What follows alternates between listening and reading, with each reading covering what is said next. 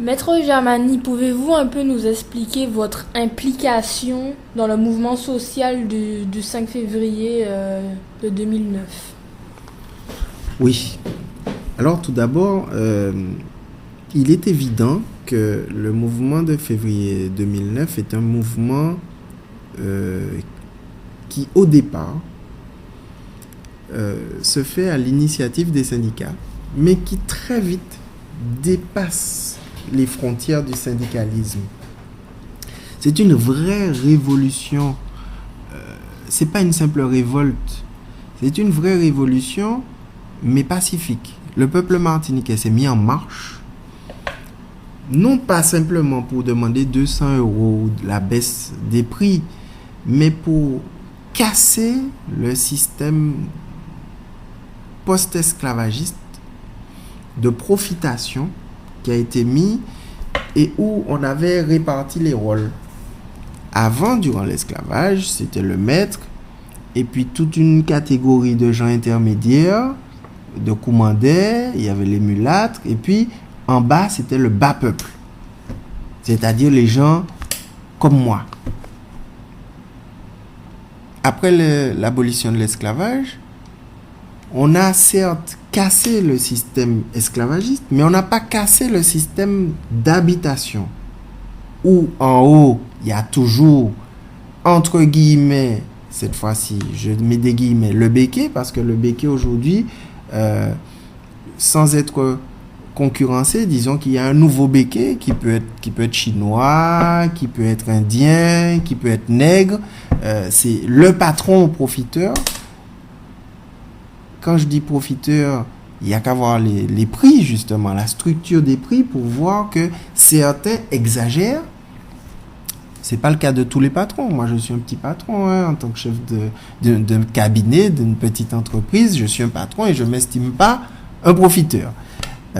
Mais le système même actuellement fait que, en grande majorité, il appartient encore aux descendants de béquets esclavagistes qui ont un fonctionnement avec l'État français qui fait qu'à chaque fois on fait des lois surtout pour eux, dans leur intérêt, très peu pour le peuple, beaucoup pour les riches, beaucoup pour les puissants, et ça ressemble au système d'habitation esclavagiste. Et le peuple l'a bien compris, c'est ça qu'il vit. Et quand il est descendu dans la rue, c'était pour dénoncer cette nouvelle forme d'habitation.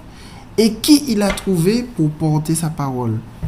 Malheureusement, si j'ose dire, il n'a trouvé que les syndicalistes et les mouvements associatifs, parce que nos élus avaient pris le rôle depuis des décennies de commander, de gérer, de gens qui, dans l'habitation, étaient là pour nous faire accepter le système d'habitation et de profitation. Et c'est ce qui s'est passé lors du collectif, où, dans les discussions en préfecture, puisqu'elles avaient lieu en préfecture, il y avait les nègres du collectif.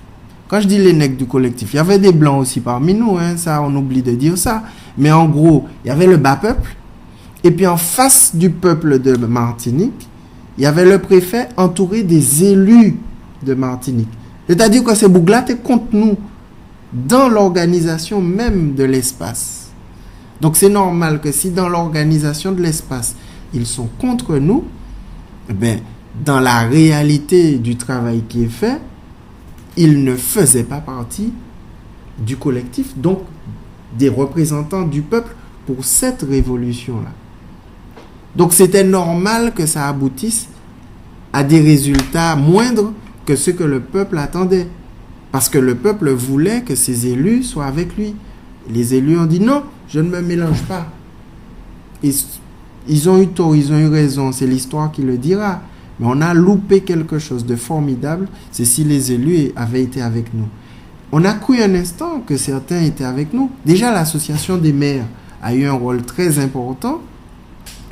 Mais ce qui comptait, c'était d'abord et avant tout les députés, les sénateurs et les partis politiques et puis les présidents des deux assemblées, et que plutôt qu'ils jouent les médiateurs ou les conciliateurs, ou qu'ils essayent de faciliter en prenant telle ou telle mesure. Il fallait qu'ils se mettent avec nous. Ils ont voulu rester dans leur rôle et le peuple s'est retrouvé, je dirais, coupé de ses élus. Vous voyez, je ne m'intéresse pas aux accords qui ont été signés. Concrètement, je pourrais vous en parler, mais je vous parle de la globalité.